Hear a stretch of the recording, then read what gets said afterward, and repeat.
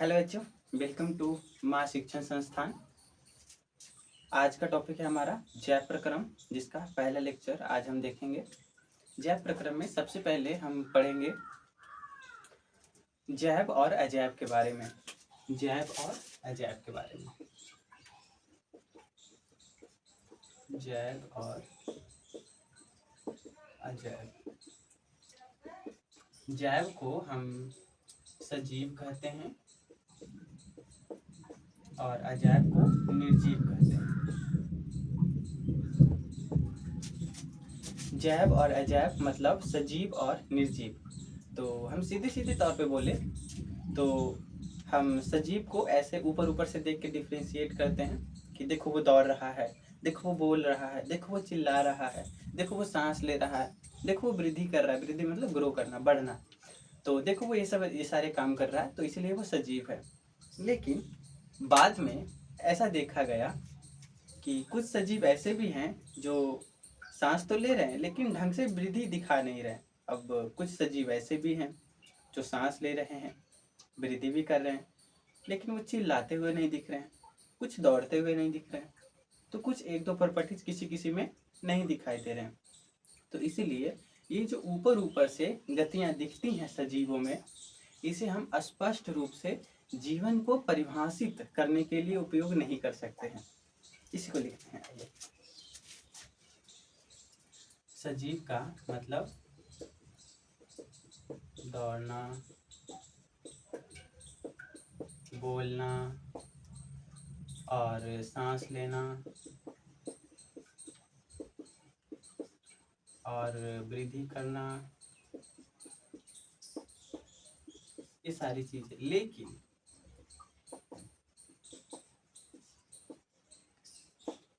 यह गतियां जीवन को स्पष्ट रूप से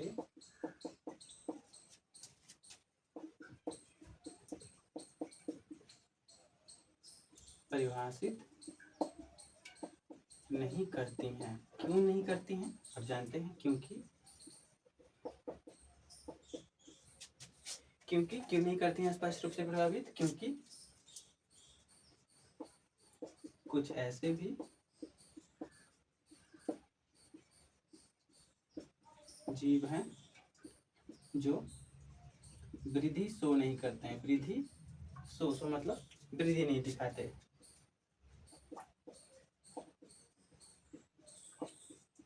वृद्धि नहीं दिखाते, दौड़ना, चिल्लाना, ये सब नहीं दिखाते हैं। चिल्लाना आदि नहीं करते, नहीं दिखाते।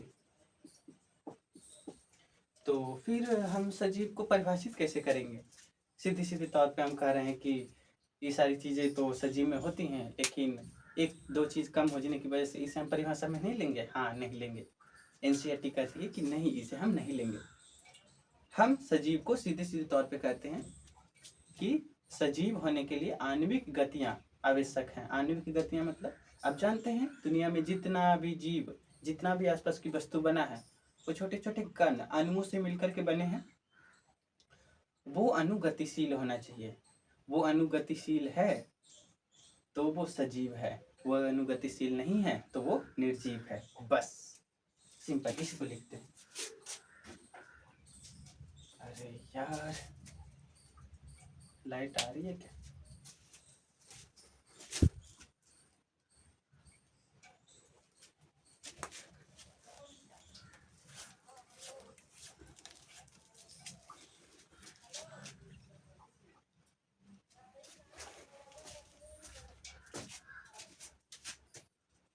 गतिशील नहीं है, सीधा सीधा इसको लिखते हैं।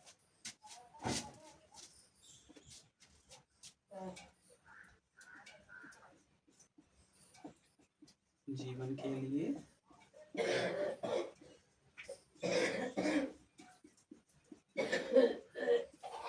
आणविक गतियां आवश्यक है।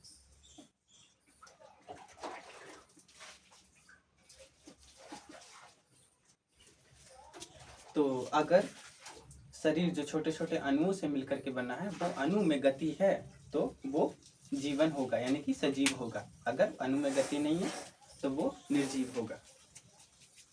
तो अब हम आगे बढ़ते हैं। अब सजीव और निर्जीव के बारे में तो देख लिए। अब सजीव में हम आते हैं कि उसकी शारीरिक संरचना कैसी होती है। तो सजीव की शारीरिक संरचना जो होती है, एक बहुत ही अच्छी व्यवस्था से, ढंग से सजा हुआ होता है, मतलब व्यवस्थित होता है। जैसे कैसे एक डेवलप सोसाइटी, समाज कैसे छोटे छोटे गांव से मिलकर प्रखंड बनाता है, प्रखंड से फिर वो जिला बनाता है, राज्य बनाता है, एक सुव्यवस्थित व्यवस्था के तौर पे बनाता है अच्छे से चलाने के लिए। उसी तरह हमारा शरीर भी एक व्यवस्था से बनता है। छोटे छोटे कोशिकांग मिलके कोशिका बनाते हैं, बहुत सारे कोशिका मिलके उत्तक बनाते हैं, बहुत सारे उत्तक मिल करके अंग बनाते हैं, बहुत सारे अंग मिल करके अंग तंत्र बनाते हैं। तो जितना भी दुनिया में सजीव है उनका शरीर इन्हीं सब लेवलों में होता है। जो कम विकसित जीव हैं उनका शरीर कोशिका, एक कोशिकीय जीव, जैसे उनका शरीर एक ही कोशिका से बना होता है। जो थोड़े से विकसित होते हैं उनका शरीर एक कोशिका से बढ़ के उत्तक लेवल तक आता है। जो थोड़े से और विकसित होते हैं उनका शरीर उत्तक से लेवल से आकर अंग लेवल का होता है। जैसे हमारे आसपास में दिखने वाले सारे पेड़ पौधे का शरीर जो होता है वो अंग लेवल का होता है। और उसके बाद हमारे चारों तरफ दिखने वाले जानवर, खास करके स्तनधारी जानवर, हम मैमल्स सबसे ज़्यादा विकसित हैं। हमारा शरीर अंग तंत्र लेवल का है, हमें अंग तंत्र पाया जाता है, जैसे वहन तंत्र, श्वसन तंत्र, पाचन तंत्र, ये सब तंत्र है हमारे शरीर में। ये अंग तंत्र पेड़ पौधों में नहीं पाया जाता, उनका शरीर अंग लेवल का ही होता है। तो सजीवों का शरीर एक सुव्यवस्थित संगठित रूप से बना हुआ है। इसी को लिखते हैं।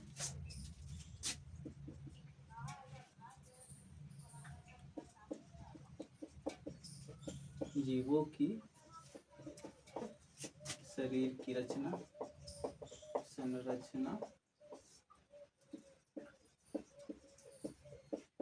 सुव्यवस्थित है। मतलब कोशिकांग है, बहुत सारी कोशिका, आपने क्लास 9th में पढ़ा होगा। कोशिकांग वो जो माइटोकॉन्ड्रिया होता है, लाइसोसोम होता है, गोल्जी बॉडी होता है, अंतःप्राद्रव्य जालिका होता है, केंद्रक होता है, ऐसे छोटे मोटे कोशिकांग मिलके कोशिका का निर्माण करते हैं ना। कोशिकांग से कोशिका बनता है, बहुत सारे कोशिका मिलके उत्तक बनाते हैं, बहुत सारे उत्तक मिल करके अंग बनाते हैं, बहुत सारे अंग मिल करके अंग तंत्र बनता है। ठीक है। अब शरीर तो इस व्यवस्था के अनुसार बन गया है। जो सबसे ज्यादा जटिल होगा उनका अंग तंत्र लेवल का होगा। जैसे मैं यहाँ पे लिख भी देता हूँ, जैसे एक कोशिकीय जीव, एक कोशिकीय जीव, जैसे कि आपने नाम सुना होगा अमीबा का। अमीबा का शारीरिक संरचना होता है कोशिका लेवल का, कोशिका स्तर का। और अभी अभी मैंने बताया पेड़ पौधे का जो शरीर होता है वो होता है अंग लेवल का, यानी कि अंग स्तर का। और सबसे ज्यादा विकसित कौन है? हम इंसान। हमारा शरीर जो है सबसे ज्यादा अंग तंत्र लेवल तक विकसित होता है, अंग तंत्र लेवल स्तर का, अंग तंत्र स्तर का। ठीक है। तो ये है। अब क्या है, यही व्यवस्था जब टूटने लगती है तो सजीव का शरीर मरने लगता है। तो यही व्यवस्था को टूटने से बचाने के लिए शरीर में छोटे छोटे प्रक्रम चलते हैं। इन्हीं प्रक्रमों को सम्मिलित रूप से सबको जोड़ जाड़ कर एक साथ कह देते हैं जैव प्रक्रम हो रहा है। तो जैव प्रक्रम क्या होता है? जैव प्रक्रम को हम सीधे तौर पर परिभाषित कर सकते हैं कि हमारे शरीर में होने वाले वैसे सभी प्रक्रम जो शरीर की इस व्यवस्था को बनाए रखने के लिए जरूरी हैं, वो सम्मिलित रूप से जैव प्रक्रम कहलाते हैं। इसी को लिखते हैं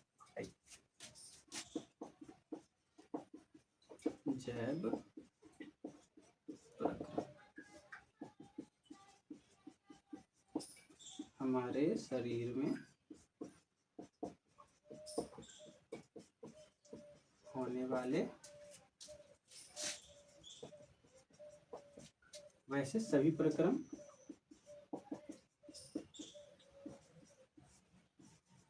जो शरीर की संरचना को बनाए रखने के लिए प्रतिबद्ध हैं, जो भी अपने तरीके से लिख सकते हैं।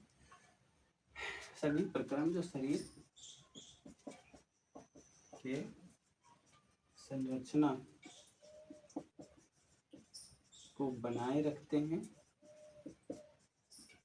और उसकी रक्षा भी करते हैं। ऐसा नहीं कि टूटने दे देंगे, उसकी रक्षा करते हैं। उन्हें एक साथ यानी कि सम्मिलित रूप से क्या कह देते हैं? सम्मिलित रूप से जैव प्रक्रम कहते हैं।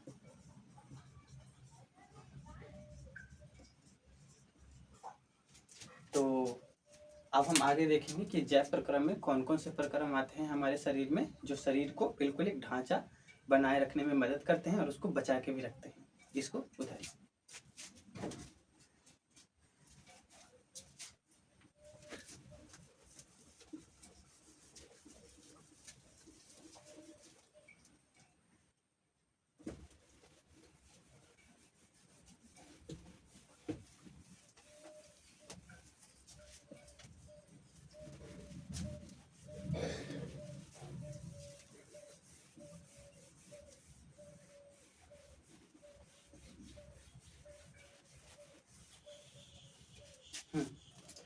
अब आगे चलते हैं कौन कौन से प्रक्रम हैं। तो बेसिकली चार प्रक्रम हैं जो हमारे बुक में दिया गया है।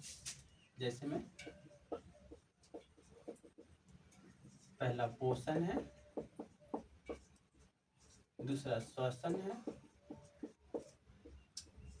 तीसरा वहन है और चौथा उत्सर्जन है। इन्हीं सबको डिटेल में अब आगे चैप्टर में हम पढ़ेंगे। तो सबसे पहले आते हैं पोषण पर। पोषण, इसे इंग्लिश में हम न्यूट्रिशन कहते हैं। पोषण है क्या? तो पोषण एक ऐसा प्रक्रम है जो शरीर की ऊर्जा की आवश्यकता को पूरी करता है।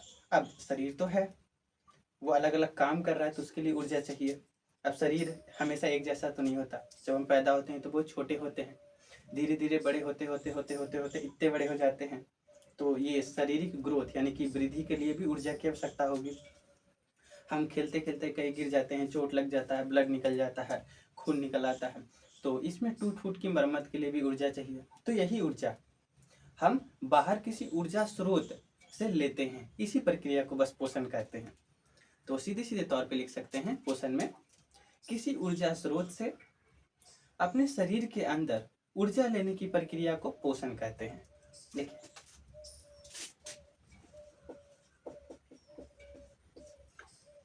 किसी ऊर्जा स्रोत से शरीर के अंदर ऊर्जा लेने की प्रक्रिया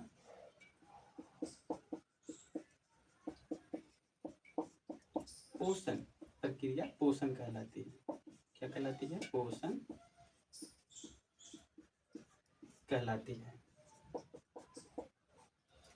अब बाहर ऊर्जा का स्रोत है, उससे हम अपना पोषण ले लिए, मतलब ऊर्जा ले लिए, तो ये पोषण कहलाता है।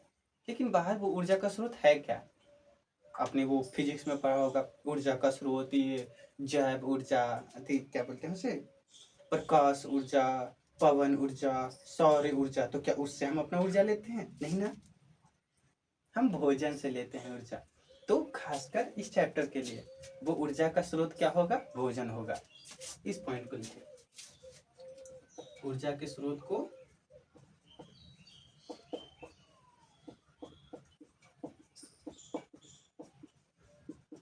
भोजन कहते हैं। भोजन कहते हैं। अब ये तो आप सीधे सीधे तौर पे समझ गए कि ये शरीर में होने वाले टूट फूट मरम्मत के लिए और अन्य काम के लिए, वृद्धि के लिए हमें ऊर्जा की आवश्यकता होती है, इसीलिए पोषण जरूरी है। और वो पोषण बाहर किसी ऊर्जा के स्रोत से लेते हैं, इसलिए ऊर्जा के स्रोत को सिर्फ भोजन कहते हैं। अब चूंकि ये जो पृथ्वी है गोल सा, ये गोल जो पृथ्वी हमारा, इस पे जो जीवन है, वो जीवन में जो कोशिका छोटे छोटे कोशिका से जो शरीर बना है वो छोटे छोटे कोशिका मुख्यतः उन अणुओं से बना है जो कार्बन आधारित है। तो हमारा जो खाना होगा वो भी कार्बन आधारित ही होगा, अधिकांशतः भोजन कार्बन आधारित ही होगा।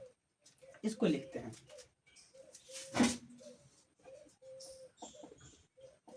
चूंकि पृथ्वी पर जीवन कार्बन आधारित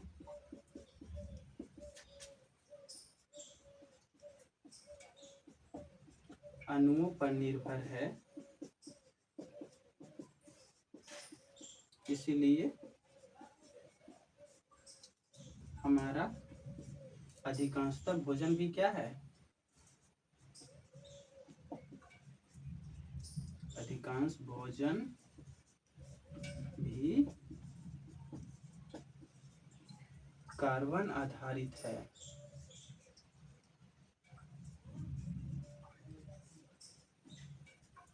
कार्बन आधारित है मतलब हम जो भी भोजन खाते हैं उसमें कार्बन है। बोलेंगे सर जी कार्बन, तो क्या हम कार्बन यानी कोयला, कार्बन का मुख्य स्रोत तो कोयला है ना, तो क्या कोयला खाते हैं? नहीं, हम खाना खाते हैं जिसमें अलग अलग पोषक तत्व होते हैं। आपने सुना होगा प्रोटीन है, ये कार्बोहाइड्रेट है, ये वसा है, और ये जो भी कुछ है 3-4 तरीके के बहुत हैं।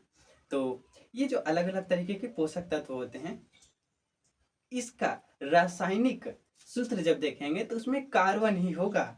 मुख्यतः कार्बन होता है, नाइट्रोजन होता है, हाइड्रोजन होता है, यही मुख्यतः होते हैं। तो ऐसा नहीं कि हम कार्बन खा रहे हैं, कार्बन और साथ में और 3-4 तत्व से मिल करके जो अणु बना है उस अणु को हम एज अ भोजन पोषक तत्व के रूप में लेते हैं। ठीक है, ऐसा नहीं कि हम डायरेक्ट कोयला पीस पास के बुक बाग के खाने लगे और हमारा पेट भरने लगेगा, नहीं, मर जाएंगे हम। ठीक है, तो कार्बन आधारित अणुओं से बना है। तो अब क्या है, पोषण जो है वो 2 तरीके के हैं, एक है स्वपोषी पोषण, एक है विषमपोषी पोषण। स्वपोषी पोषण में मुख्यतः वैसे जीव आते हैं जो बाहर अकार्बनिक स्रोत से कार्बन डाइऑक्साइड और जल को लेकर के अपना भोजन यानी कि कार्बोहाइड्रेट बना लेते हैं अपने ही शरीर में, और उसी को उसी को अपने रक्त में मिला करके मजे से जीवन जीते हैं और जिंदगी गुजर बसर हो जाती है उनकी। तो यहाँ पे क्या है, जो स्वपोषी पोषण होता है वो अपने शरीर में एक प्रक्रिया करते हैं जिन्हें हम हिंदी में प्रकाश संश्लेषण कहते हैं। जो सूर्य के प्रकाश की उपस्थिति में होता है प्रकाश संश्लेषण कहते हैं। उसी में वो बाहर से कार्बन डाइऑक्साइड और जल लेकर के अपने अंदर ग्लूकोज बना लेते हैं। ग्लूकोज के बंडल को ही कार्बोहाइड्रेट कहते हैं। लेकिन दूसरी तरीके के जो जीव हैं जो विषमपोषी पोषण दिखाते हैं वो क्या है, कार्बनिक स्रोत पर अपना निर्भर रहते हैं। कार्बनिक और अकार्बनिक मैं यहाँ पे थोड़ा सा समझा देता हूँ। भोजन के कार्बनिक स्रोत क्या हैं और अकार्बनिक स्रोत क्या हैं। भोजन के स्रोत अकार्बनिक और कार्बनिक।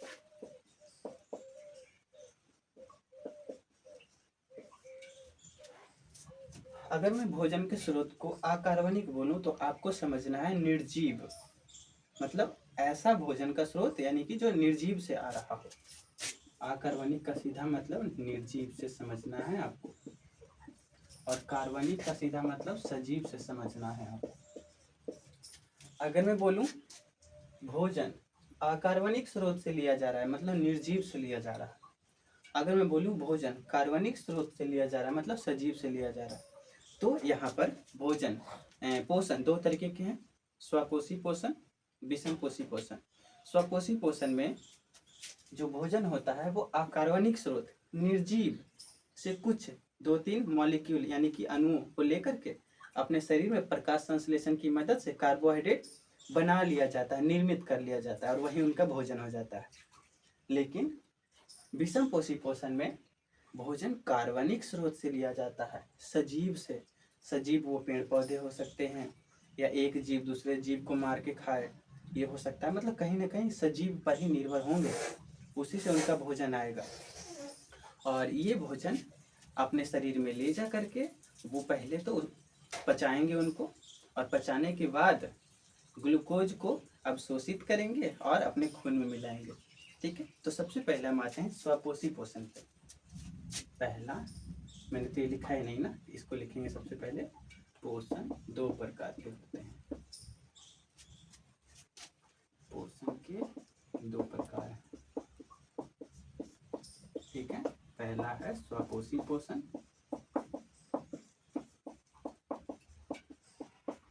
दूसरा है विषम पोषी पोषण।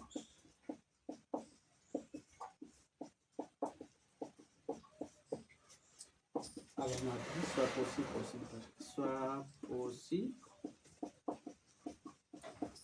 पोषण, स्वपोषी पोषण का मतलब मैंने आपको समझाया कि इस पोषण में जो भोजन का स्रोत है वो अकार्बनिक होता है, यानी कि निर्जीव होता है। निर्जीव यानी कि हवा से कार्बन डाइऑक्साइड और जमीन से जल को लेकर के प्रकाश संश्लेषण की प्रक्रिया से कार्बोहाइड्रेट बन जाता है, और वहीं ग्लूकोज होता है। ग्लूकोज के ही बंडल को, पैकेट को कार्बोहाइड्रेट कहते हैं, एक ही बात है। तो ग्लूकोज बन जाता है, कार्बोहाइड्रेट बन जाता है, और वहीं भोजन होता है उसका। बस यही है स्वपोषी पोषण। तो सीधे तौर पे इसको लिखते हैं,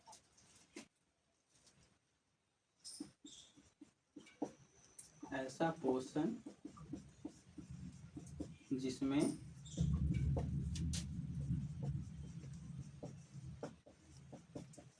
अकार्बनिक स्रोत से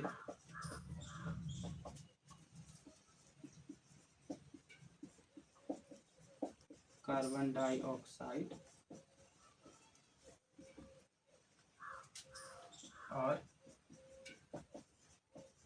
जल लेकर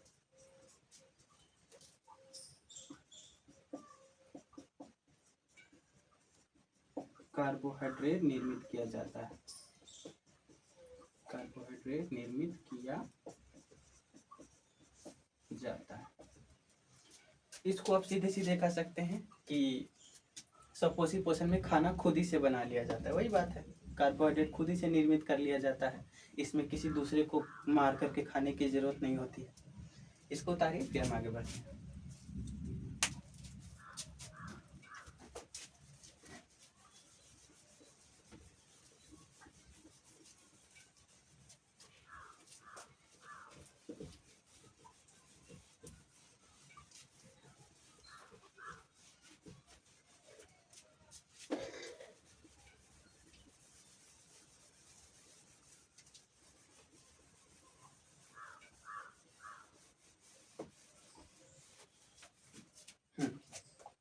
तो स्वपोषी पोषण में कार्बनिक स्रोत से ही भोजन निर्मित कर लिया जाता है, कार्बोहाइड्रेट और जल लेकर के। और ये होता किस किस में है, जैसे में होता है ये, इसको मैं सबसे पहले, स्वपोषी पोषण कौन कौन से जीव में होता है। तो वैसे जीव जो स्वपोषी पोषण से अपना भोजन यानी कि पेट भरते हैं, वो स्वपोषित जीव कहलाते हैं। इसको लिखिए, वैसे जीव जो स्वपोषी पोषण करते हैं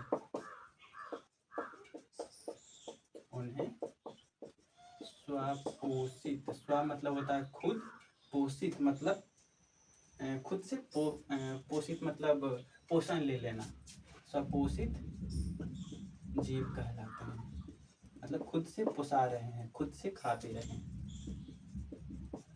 जैसे कौन कौन है ऐसे जीव जो खुद से ही अपना खाना बना लेते हैं शरीर के अंदर ही। तो सबसे पहले तो हरे पेड़ पौधे हैं,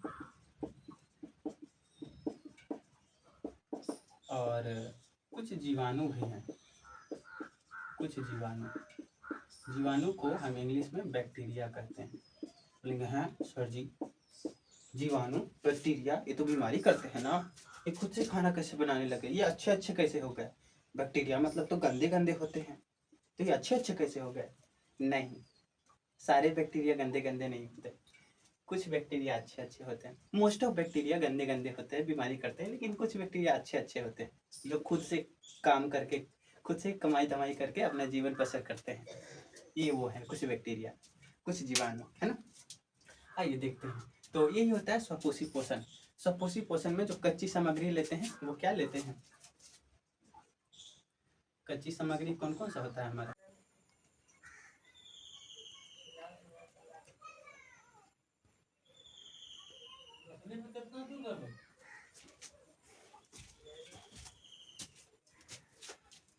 तो कच्ची सामग्री कौन कौन से है, देखिए जो स्वपोषी पोषित जीव होते हैं वो कच्ची सामग्री लेते हैं बाहर से। कौन कौन है, कार्बन डाइऑक्साइड एंड और जल है हमारा, जल को H2O कहते हैं, ये कच्ची सामग्री है।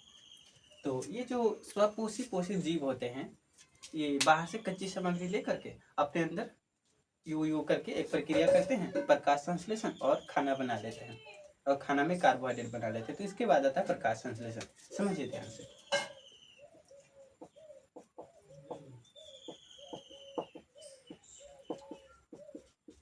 प्रकाश संश्लेषण इंग्लिश में कहते हैं फोटोसिंथेसिस।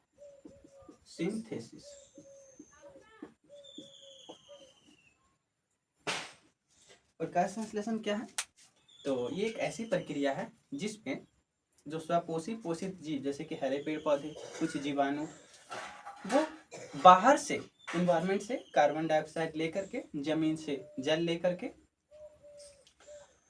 अपने अंदर सूर्य प्रकाश की उपस्थिति में क्लोरोफिल की मदद से एक प्रक्रिया करते हैं और उससे बनता है कार्बोहाइड्रेट। कार्बोहाइड्रेट ग्लूकोज का पूरा पैकेट होता है। वो कार्बोहाइड्रेट को वो खा लेते हैं, बस यही प्रक्रिया है। और यही प्रक्रिया है, बस वो खाना बनाते हैं स्वपोषी पोषित जीव। अब चूंकि क्या है, इसमें डायरेक्ट रूप से कार्बोहाइड्रेट ही बन जाता है, तो इसमें पचाने की जरूरत होती नहीं है। तो स्वपोषित पोषित जीव में पाचन तंत्र नहीं होता, क्योंकि पचाने की जरूरत ही नहीं है। आइए इसको लिखते हैं, स्वपोषी पोषित जीव प्रकाश संश्लेषण से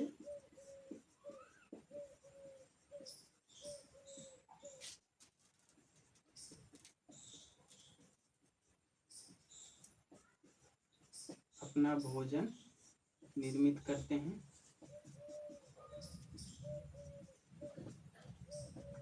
ये भोजन जो निर्मित करते हैं वो मुख्यतः होता है कार्बोहाइड्रेट। तो कैसे निर्मित करते हैं, बाहरी वातावरण से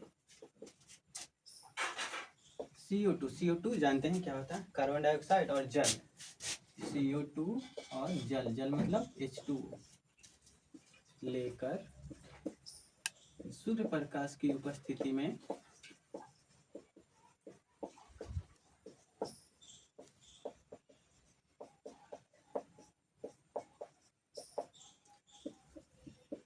क्लोरोफिल की मदद से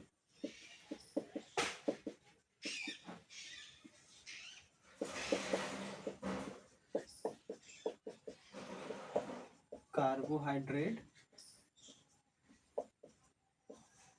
बनाते हैं। इसी को कहते हैं प्रकाश संश्लेषण। तो जैसे कि प्रकाश संश्लेषण में मुख्यतः क्या है, ऐसा एक पेड़ होता है हमारा,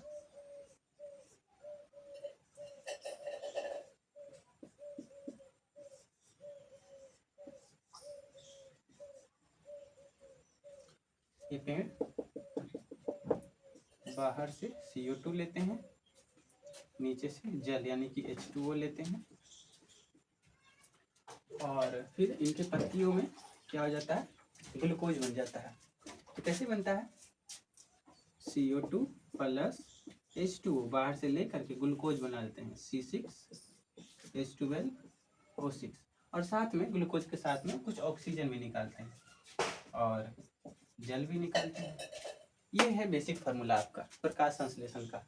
अब ये संतुलित नहीं है, संतुलित के लिए आप एक तरीका अपनाइए, ट्रिक याद रखिएगा, 6 12 6 6 ग्लूकोज छोड़ के शुरू से लेके अंत तक 6 12 6 6 लिख दीजिए, 6 12 ग्लूकोज छोड़ के 6 6, ये हो गया संतुलित। यह प्रकाश संश्लेषण का फार्मूला। बस अब इसमें क्या होता है,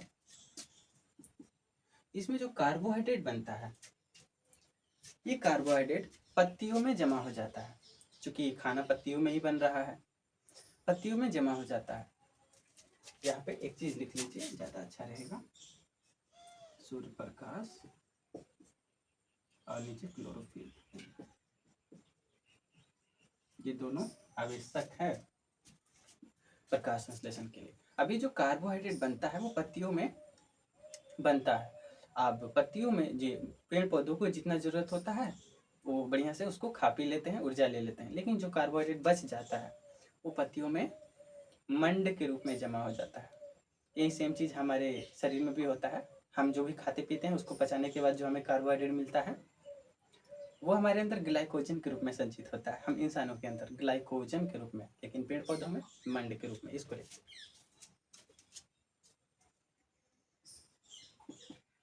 जो कार्बोहाइड्रेट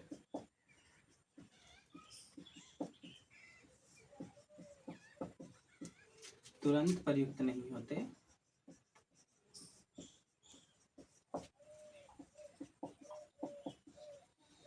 वह मंड के रूप में संचित हो जाते हैं।